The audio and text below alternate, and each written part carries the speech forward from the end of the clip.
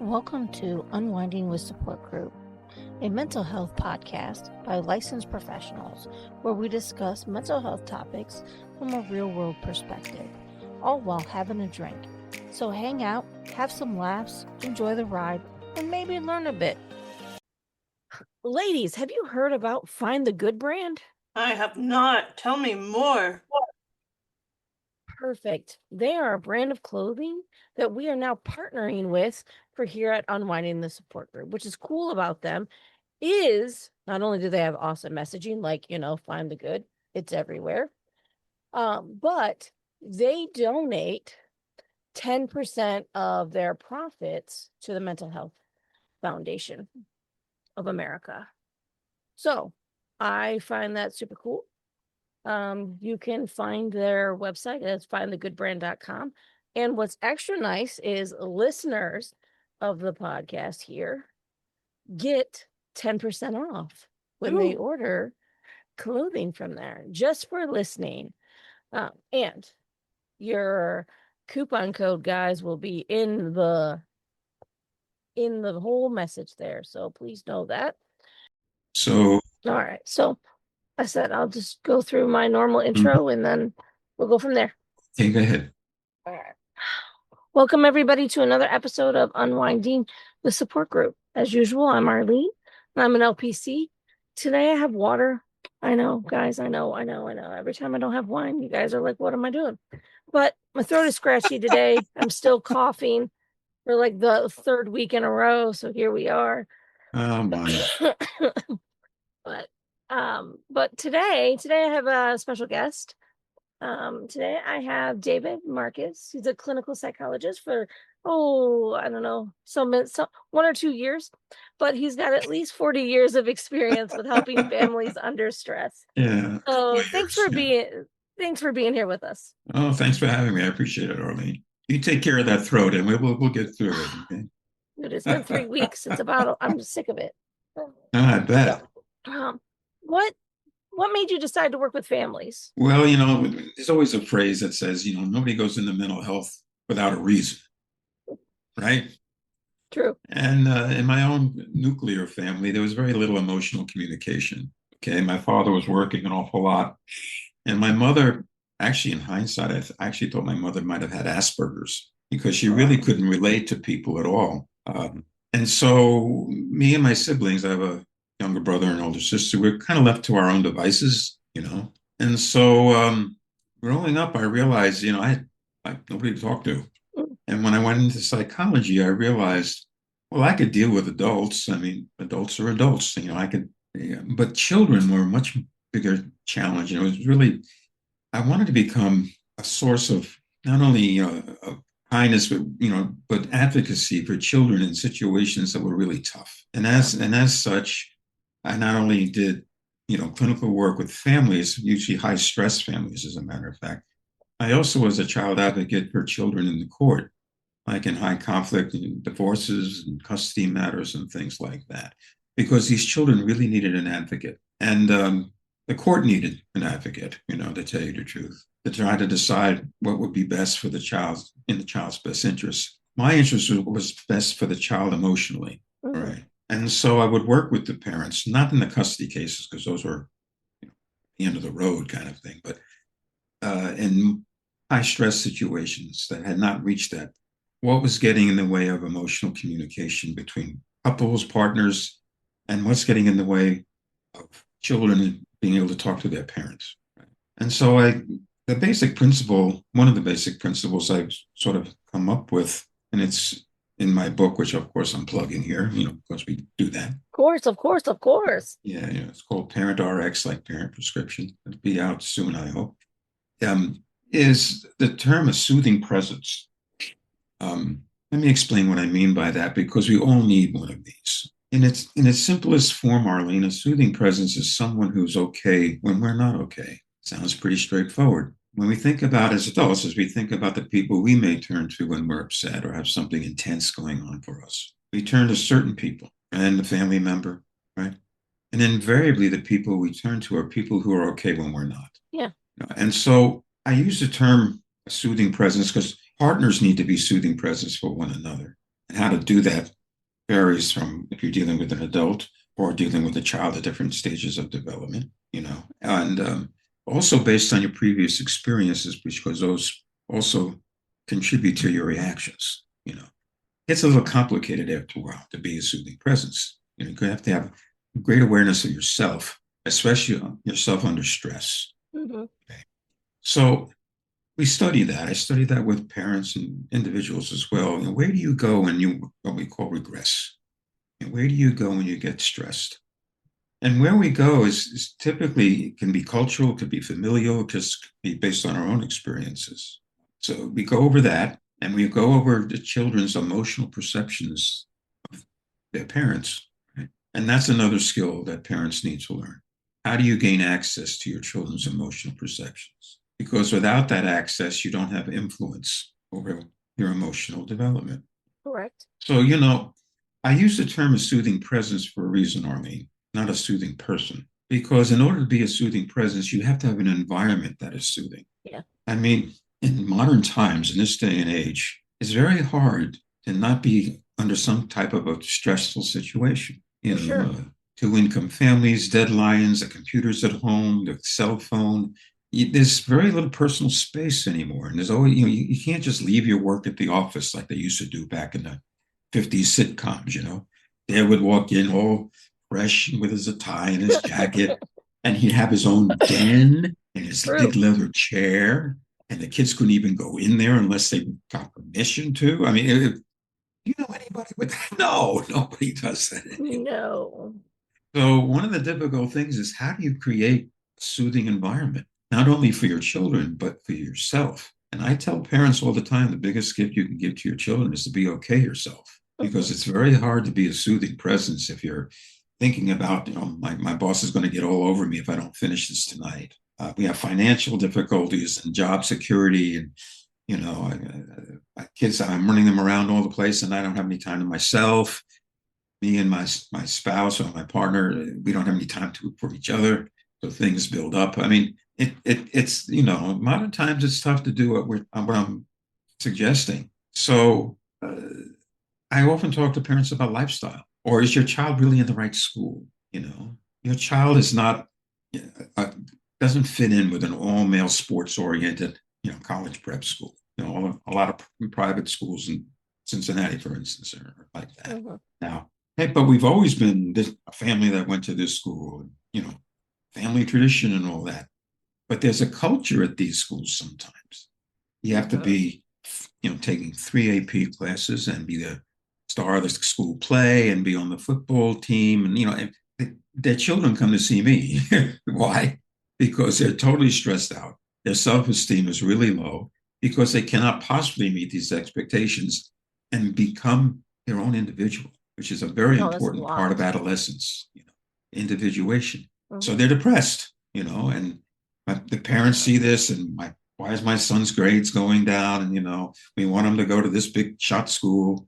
Why? I mean, Ohio State is fine, Wright State up in Dayton, I'm talking locally, Yeah. obviously, it's fine. And if he goes to the local public school where he's got friends and there are girls, you know what I mean? Oh, He's no. he's going to be happier, Probably. Well, he'll thrive. I'll put it that way.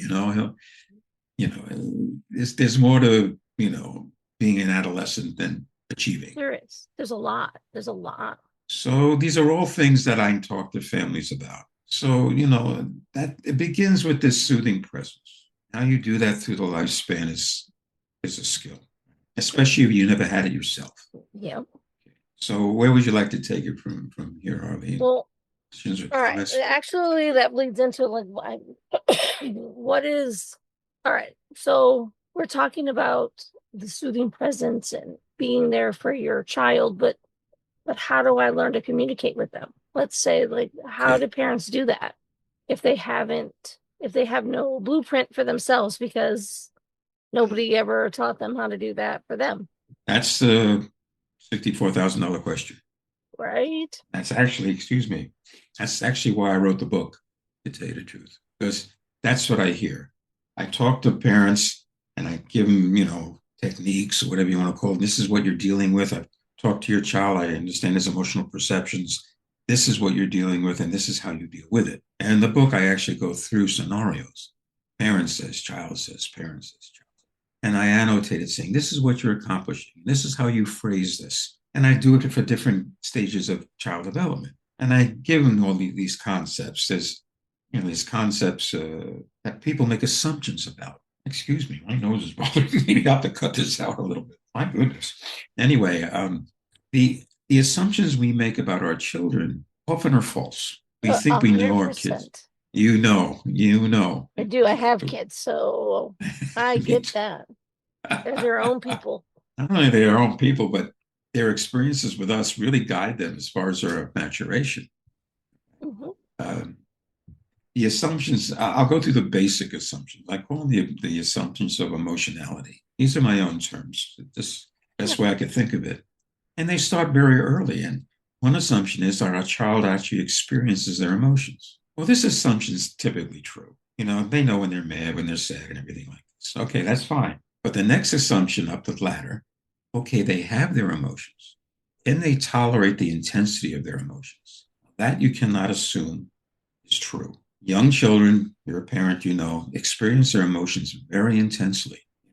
Yeah. And they can't handle them. Oh. They have to act on them behaviorally because they don't know the language yet, which is the next assumption. But Exactly. and so they throw the tantrum, and and so if they can't handle it, that's where they need that soothing presence. They can kind of borrow their parents' okayness, and that helps them get it from in here in their parents' soothing presence. They can start to come down. The intensity gets it from in here to out here, which is more than just getting it off their chest. That's something else we need to talk about. I'm not talking about that and catharsis and other term you want. There's a specific thing that you're doing in what I call the emptying out process, which we'll talk about. But anyway, okay, they have their emotions. They can tolerate them with having a soothing presence. Do they have the language to express it? Now, Well, people think little kids don't. that's the point. Little kids Parents need to don't help. have it. You ever talk to a 2-year-old? I see children under the age of 3. Believe me, I know. Right. They I can know. tell you that they're pissed off at you. They just know that they're upset and shit ain't going their way. Exactly. But one of our major responsibilities as a parent is to help them to develop an emotional language. I mean, how many times have you heard a parent turn to their child and say, I told you not to hit your brother. I told you to use your words. Use your words. I'll tell you this because it's a great example, right? I know you like stories. I'll give you one. I was seeing 2 boys, brothers, 10 and 8-year-old. And I just seen them. I see children individually, so the 10-year-old doesn't speak to the 8-year-old. And I'm just talking to mom for like 5 minutes afterwards, and they're in the waiting room right outside my office door. And all of a sudden, we hear a scuffle. Then we hear a scream. Okay, now we both get up, go out into the waiting room, and there's a 10-year-old holding his arm like this, Arlene, with tears in his eyes. And the 8-year-old looking like this. Oh, I'm in trouble now. Mom says, what happened? Now, of course, I'm the psychologist, so I'm observing this, and that's what I'm supposed to do. And so the 10-year-old says to mom, he bit me. And he picks up his shirt, and he's got teeth marks on his arm. The kid took a hunk out of his brother, And mom, I felt bad.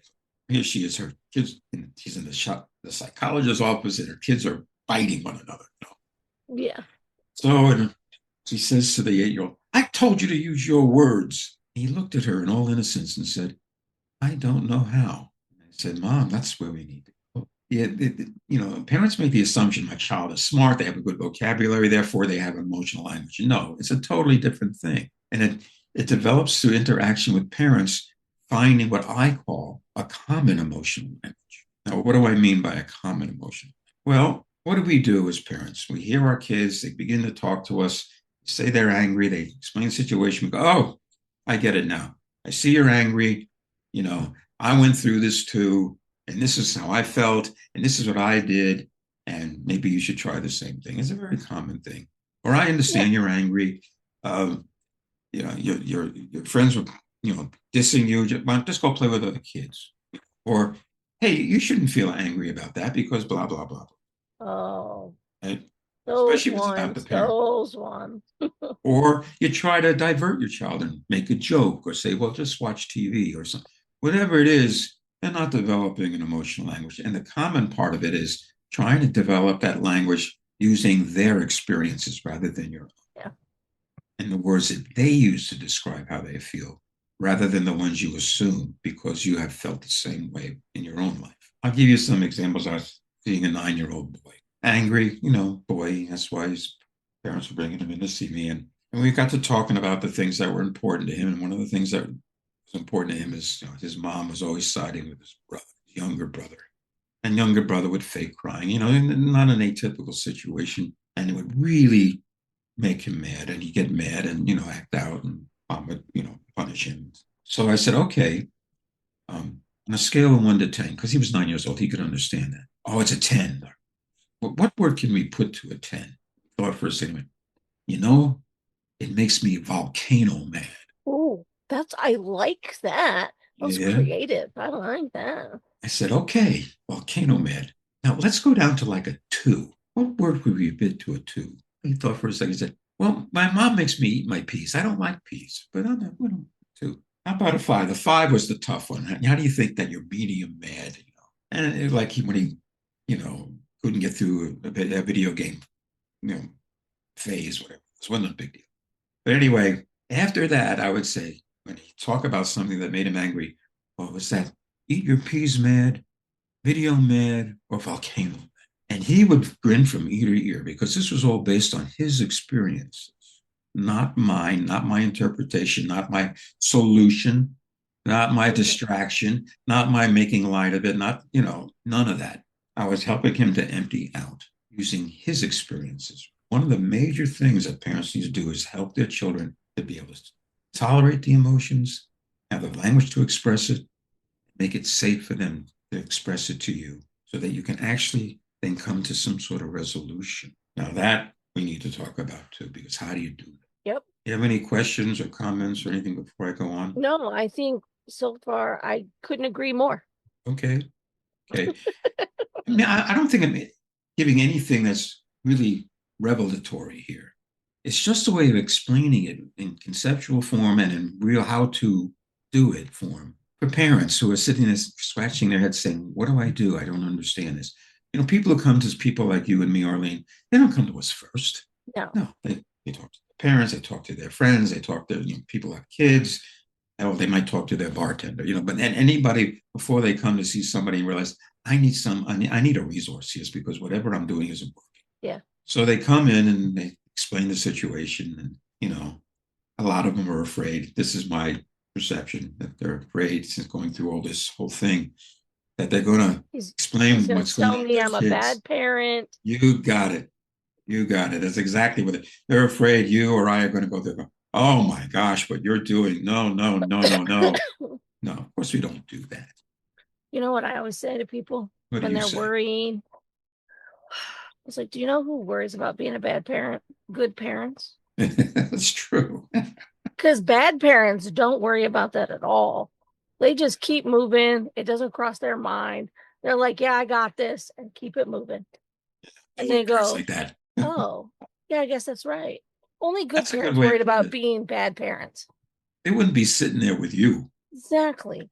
I do it a little different, but that's fine. I try to empower them some. I say, look, we're going to go on a mutual exploration about what's really going on. We're working together. It's a merger experience, in other words, you and I. And I'm going to tweak your parenting skills. Just tweak them, which is a nice way of saying, you're not really bad. You just got to learn a few things. So that's it's similar. I mean, I like yours. Mm-hmm. Actually, I like that. I think I might borrow that from you, Arlene, if that's okay. Have at it. You can use mine too. It's all the same, Yeah. So anyway, that's how it begins. And we start talking about what's going on in the home, all right? And what's going on between the parents, because oftentimes children are showing symptoms of what's going on between parents. Mm-hmm. This is my own perception, I never see children without seeing their parents. I don't. I'm not the pro from Dover. I don't have the magic wand that's just going to make your child behave. I'm once a week, maybe once every 2 weeks for an hour. I'm not the agent of change. You are. As the parent, you are the agent of change. In fact, I tell parents, once you learn some things and you have access to your children's emotional perceptions, so you know what's really going on, you talk about how to cope with it, you start telling me where your children's perceptions are rather than me telling you, look, you don't need me anymore. So I tell Exactly. them the idea of coming to see me is to get rid of me. Yes. You Good. see, it's the truth. Yeah. I tell once you have that, and the intensity and the frequency of what the behavior goes down. I tell them if they're young, I say, okay, knock on my door again when your child starts spiking their hair, painting their fingernails purple, and wanting a tattoo. Then we'll have another conversation. You know what I mean? So, and sometimes that happens, but they laugh, because it's coming. Yeah. Anyway, so then we get into how do you access your children's perceptions? Well, everything we just said, those assumptions. The last assumption, child has their emotions. They can tolerate them with your soothing presence. You've helped them develop emotional language, hopefully a common emotional language based on their experiences. Have you made it safe for them to talk to? That's the fourth one. And I've already mentioned some ways when you make it unsafe. You jump in with a solution, cut off the process. You make light of it, trying to make them feel better. You try to distract them. The one I really love, this is the parents that you're talking about that don't really understand at all and they don't care. Go get control of yourself. Hmm. Oh, well, yeah, great, I hadn't thought of that. Thank you. Go up to your room and get control of yourself. Well, that's a good one. Hey, listeners of Unwinding the Support Group, have you heard of own, own your stigma? What a great phrase. This is a company that we now partner with. Their mission to reduce the stigma around mental health. They have really cool apparel and clothing, and they donate proceeds to local charities that support and provide to people struggling with mental illness. Again, since we're partnering with people who listen to this podcast, get a nice 15% off, right? Just for listening, what you purchase. Coupon code will be in the messaging for you. So that way you can just click it and go. Stop crying. You know, Yeah. Pick your poison. I mean, it's all these things. They don't have a clue as far as what's going on. It makes it totally unsafe. How about this one? Wait till your dad gets home. Well, thanks a lot. Well, yeah. Uh, Now one person the power dynamic is weird. yeah, you're the bad guy. You're a Yeah. father. You're the bad guy. It could be the other way around, but Yeah. that's just a One typical person is the phrase. bad guy, and the other person is like, "Oh, it's gonna be okay." That doesn't work. It doesn't. It does not work. A lot of the high conflict families that I see is because the parents can't agree on parenting. And why? Because they were brought up differently. Mm-hmm. We typically parent the way we were parented. It's not a secret to anybody. No. But it goes deeper than that because we internalize certain things from our parents' reactions. It's a process called internalization. And what do we internalize? One of the major things we internalize from our parents, internalization is sort of like on a subliminal level. It's below your level of awareness. It's just a reaction that you observe and take in. One of those is how we react to stress. If your parents get really shy and withdraw from stress, chances are you might too, because that's how you observe what happens. If your parents aggress towards stress, then that's what you might do. When you regress back to these internalized responses under stress, that's what happens under stress. We go back to these internalized responses. And unfortunately, this is also the way that children who are abused become abusive parents. Mm-hmm. They will swear up, down, and sideways, and they're absolutely sincere, that they never do to their children what happened to them. But under unanticipated stress, a blow up, and children are wonderful at doing that. All of a sudden, big deal. We regress, and if they regress to hitting or being aggressive, that's what the child will eventually internalize. Now, the thing that I'm talking about, if you can really be a soothing presence for your children, that's what they'll internalize. When you help a child tolerate these experiences and be able to think of what to do about them based on their experiences, that's one really good definition of what we call resilience. Mm-hmm. That term is bandied around all the time these days. It seems to be the catchphrase.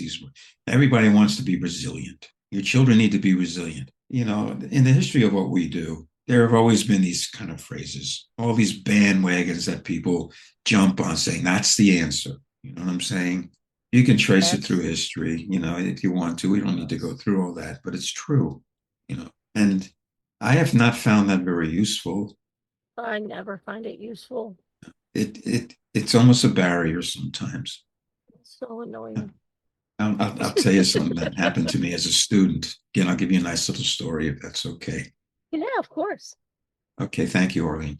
I was a third year student, University of Louisville, going for my doctorate. And I had a really wonderful placement at a really great clinic in Louisville. And I was doing cognitive behavioral therapy because that was really very big in the 70s and 80s and stuff.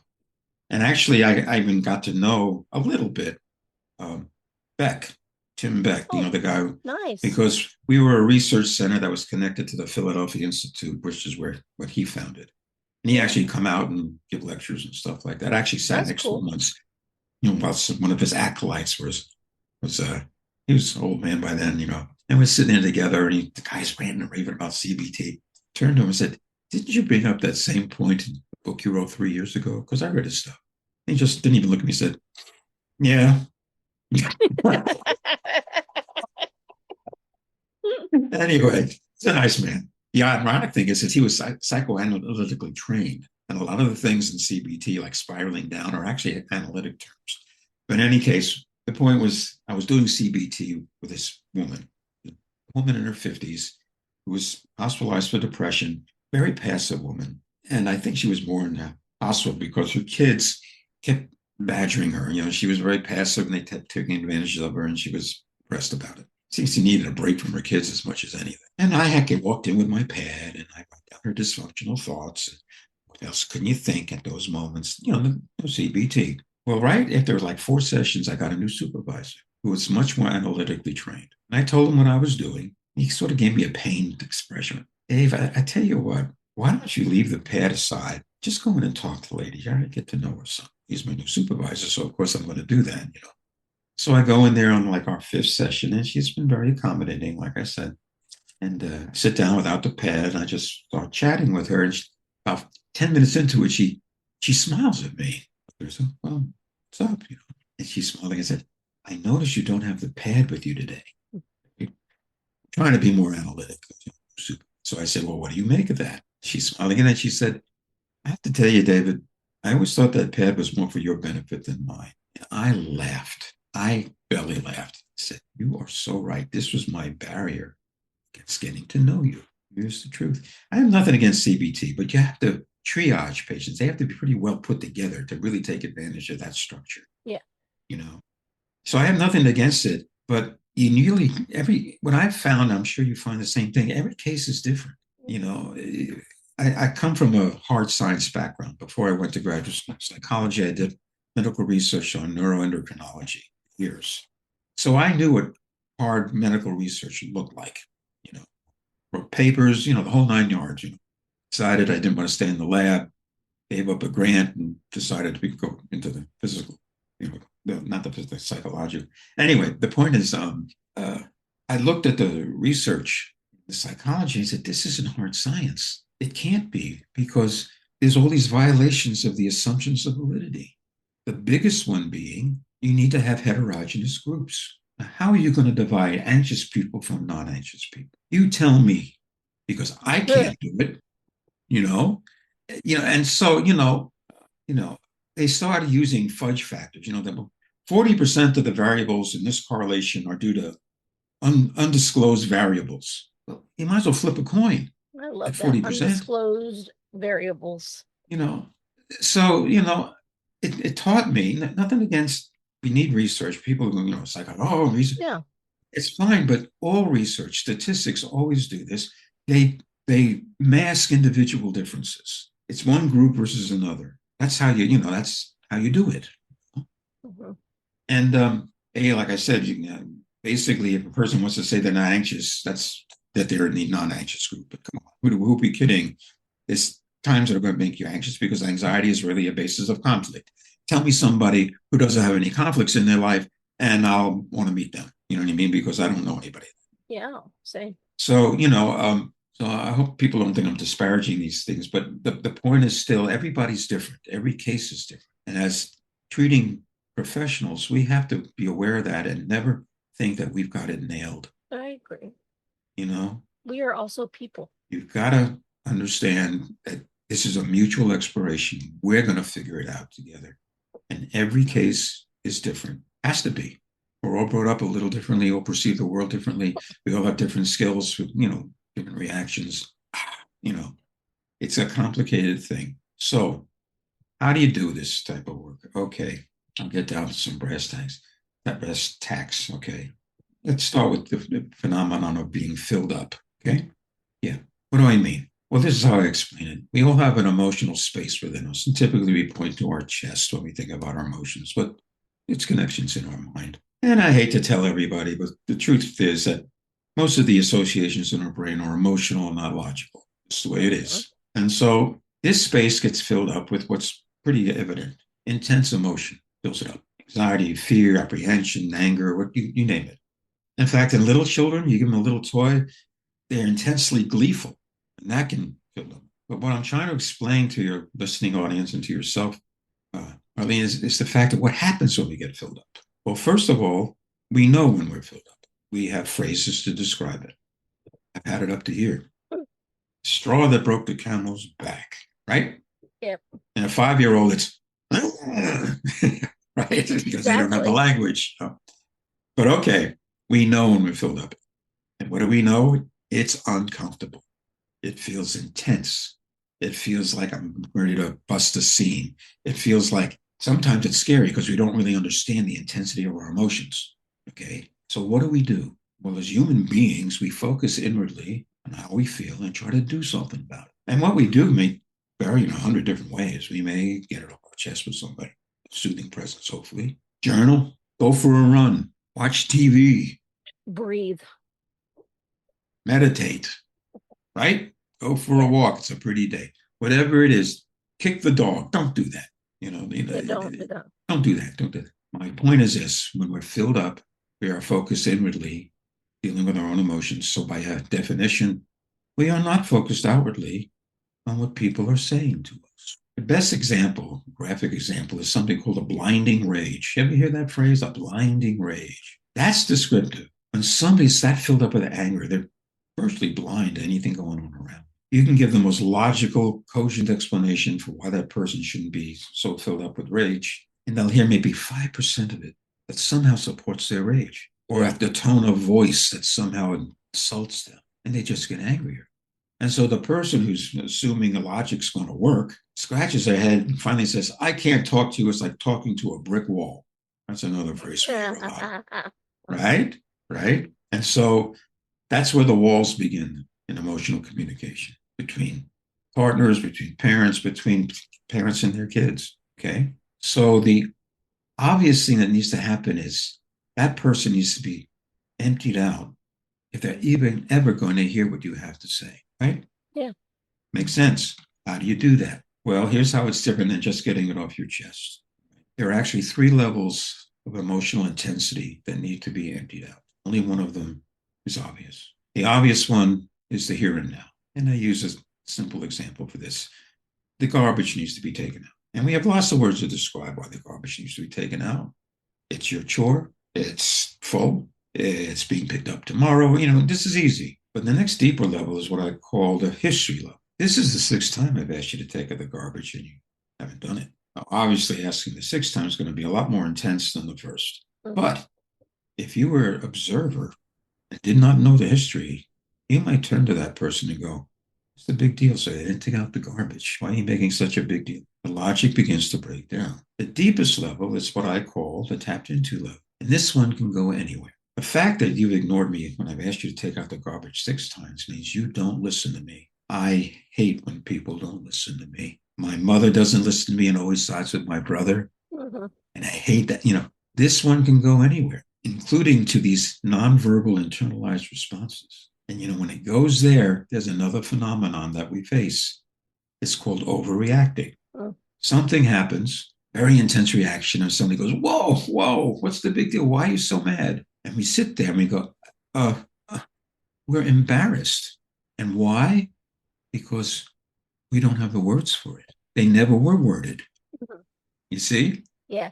And we're embarrassed because we don't have the explanation. I help them find the words for things like that. I'm sure when people come to see you, well, let me get to that in a second. Let's get back to the emptying out. So I got a big mouth and I go different places. I apologize, Arlene. That's all right. That's one of Um, the things I love about this whole oh, process. okay. We Okay. go Thank wherever you. we go. I appreciate that. So the three levels. The first level is going to be right there. That's the logical level. People are now emptying out on the history level when they say things like, you always do this, or you never do that, Yeah. or this always happens. They're referring to previous events. Tell me about how it's happened before. You empty out that level. Or you can elicit it. My guess is it's happened before. Is that close? Yes. And the last one, the tapped into level. When that happens, my guess is it's tough. Now, I'm using very specific words for your audience here. My guess, the word tough, or even better, something is making it tough. Here's the explanation for that. These words are safe words. I'll give you the contrast to make people understand, because the most common question they ask is, why do you feel that way? Why did you do that? Yeah, you're sticking out your tongue because you realize that doesn't work. No, because why do you feel that way? For most people, they don't have the answer. Yes, They're just you're like, I right. don't know, I feel. Yeah. You know who's the worst at this, just as a tangent? Attorneys. I see families of attorneys. Child says, I feel this way. Well, why? Give me chapter and verse on why you feel this way. Give me specific examples. That's Cite not good your enough. sources. Therefore, you should not feel that way. Cite your sources. I Which need this case works law. great in court, but it stinks in a family. What can I tell you? They're the worst. Funny, Okay. the funniest thing is that doesn't even like I could see that. Like, I need you to cite your case law, back that up, bring your references to dinner. Yeah. We've got Well, this. like I said, it's adaptive at work, but not as a parent, you know. Anyway, if That's you as help, bad as in our field. How does that make you feel? well, yeah. Well, you know, it sounds so trite. You know, people. My son, you know, he couldn't win. His mother was an internist, and his father was a child psychologist. He couldn't get away with nothing. You know what I mean? He just couldn't. One time he Poor said, kid. "Dad, stop playing psychologist with me." And he said, "Son, I'm not playing. I am a psychologist. That's it." Or the other one. How come Right. Bobby's father's letting him do this and Billy's father's letting him do that? You're not letting me do this. Well, your dad's got a doctorate in psychology. I know better than them, and they're wrong. He couldn't win. He couldn't fake being sick. You're fine. Go to school. You know. What a Anyway, rough poor kid. He just oh, he had couldn't it. get an inch. Couldn't get it. No, okay, he's fine. But anyway, so once you get through this process of emptying out, right? All your job is to mirror back what you hear. I hear this. At the end, you've emptied them out. Now he can actually hear you, or she can actually hear you. And here's the response to it. Do I get it right? You know, this, I heard this, I heard this. It made you feel like this. It happened before, all that kind of thing. You say, give them people pragmatic things here. What it said is, based on how you see it, no wonder you feel the way you do. Now, the typical response is the defensive one. Well, lecture number 4, this is why you're in your room because da da da da da da da da. Therefore, that's why you're in. That doesn't help them learn anything. So my mom's mean, or my dad's a jerk. So what have you done? Based on how you see it, no wonder you feel the way you do. No wonder you feel the way you do validates that they have a right to feel the way that they feel. Mhm. Now, it doesn't mean you have to agree with what they did. And that's the qualifier based on how you see it. But I might see it totally different. Based on how you feel, no wonder, based on how you see it, no wonder you hit your brother. You're in the middle of your level, took you half an hour to get there, and he hit the reset button. No wonder, you know. Yeah. But my job as your parent is to make sure you're both safe. Can't do my job unless you're both safe. So what can we do to make sure that this doesn't happen again? Now notice the child isn't off the hook. He's still been sent to his report. He did. Now you're working on a possible solution. Maybe you have separate times on the Nintendo. Maybe I keep your brother preoccupied. Maybe I know he follows you around like a little puppy dog because he's your little brother and he wants to be with you, but I know you need your time too. you work on that. You say, let's see if that works. What you've done by validating his right to feel that way is you've shown him something very common in our language. It's called respect. You've respected him. This is very big with teenagers because they demand to be respected. Right? Yeah. So the other thing now, you come up with a solution. What have you done? You've helped the child learn the process of what we call gaining wisdom. Been there, done that, know what to do the next time. And this is a lifelong process. Mm-hmm. This is what the legacy of the soothing presence can provide, and the emptying out process can provide. And this is why I wrote the book, because parents would come to me and take notes. They tape these types of things. They say, boy, I wish I had you in my ear on Thursday night when my son was having a meltdown or something like that. Yeah. Because this is a skill. This is not something, and in order to be able to do it, you got to be in response mode and be okay yourself and not just react into some internalized response or whatever else it might be. So I see the entire family. I see the parents as much as I see the children, because they've got to understand where they go and how their children, trigger them, and how they can get unified as far as how to approach the children. They're at odds at that. This is complicated work, and every case is different. Yeah. I know you broke it down and simplified concepts, but none of that is simple in practice and simple in implementation. And I know, like in the example, like working that you just gave with, problem solving with your child, you give them autonomy. You also include them in their own consequence, their own follow through. And regardless of a child's age, that ownership is huge. Mm-hmm. There's so much more to what we're talking about. I don't know how much time we have, but about self-esteem, about self-regulation, and how to help develop the emotional language. I started doing that at the age of 3. How do you, make it, how do you soothe somebody who's 3 versus 7 versus a teenager versus an adult? How are you a soothing presence? There's so much more to what we're talking about than we're going to have time for today. I'll put it that way. Of course. So, where would you like to go? It's up the time frame. Actually, I was going to ask this, since we are close to time here. Yeah. If the people want to find you, how do the people find you? Sure. I have a website. It's parentrx.org, parentrx.org. And they can get me through email if they want to consult on something, if they wish to. And that's DSMARCUS PhD, DS Marcus PhD, all one word, at parentrx.org. And once the book comes out, I'll probably be contacting you again, Arlene, and making the rounds again. Making the rounds again, if that's okay with you, or if you want me on again for to finish some of these topics, that's totally up to you. You just get in touch with me. Perfect. But I always get to this point in the podcast that I've already done, say, there's so much more. So much more, always. There's so much more. Especially on the individual level. How do you help parents to really understand what's going on with them? Because they have to know that, because their reactions come from that. And we haven't touched on that. You know what I mean? We haven't. And but I think that's an important point to hit on, is that parents do have to know themselves and be part of the process, because you said it earlier, they're the agents of change. You're right. They are the agents of change. They may have to change themselves in order to be this presence for themselves. Actually, you need to be one for each other. Typically the people we end up marrying hope this is not always true, because the other topic is what we call chemistry. Why are people drawn to one another? It's not always the healthiest reasons, but awesome. What I tell couples, I always put my hands together like this: the person you typically end up with is the one you create a haven with. How do you describe a haven? It's hard to describe. I say somehow when you're together, somehow you're better than the sum of your parts. Yeah. But the reason I do this, the haven is permeable. Things can get in there and destruct and get in the way of it, impeded. I call them impingements. Things can impinge on that. Stress, kids, job, whatever. Yeah. Parents who are ill, it doesn't matter. Yeah. It's what it is.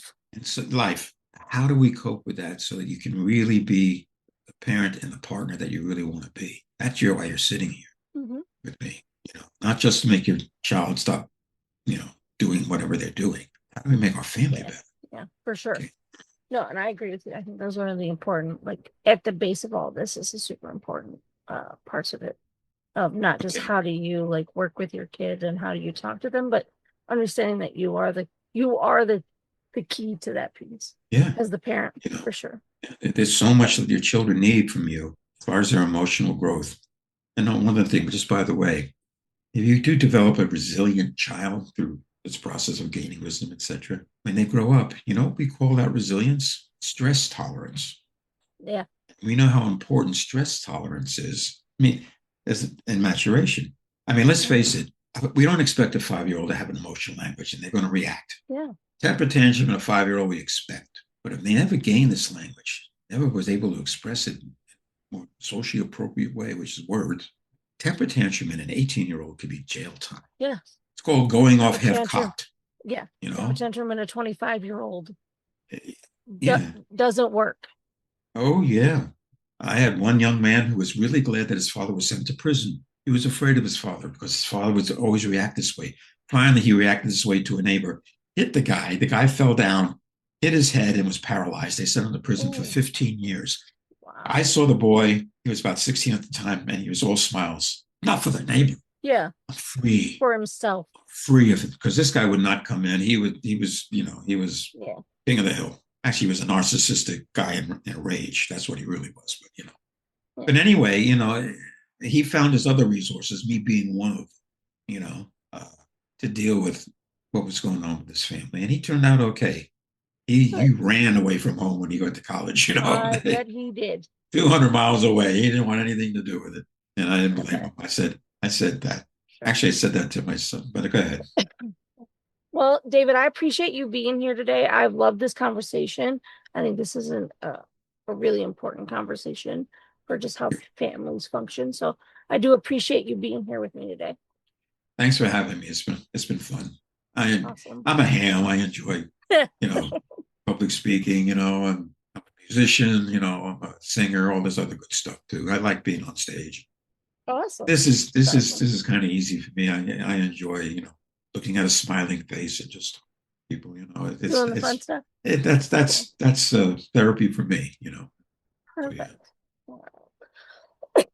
As for all of you guys out there, you know the drill. Give us a like, a follow, share, subscribe, share with your friends, your enemies, your neighbors. Keep it spicy. But we appreciate you hanging out. And as usual, I will attach all of David's like his website and contact and below because I like to make it easy for you guys. But again, thanks for hanging out. Thank you for having me, and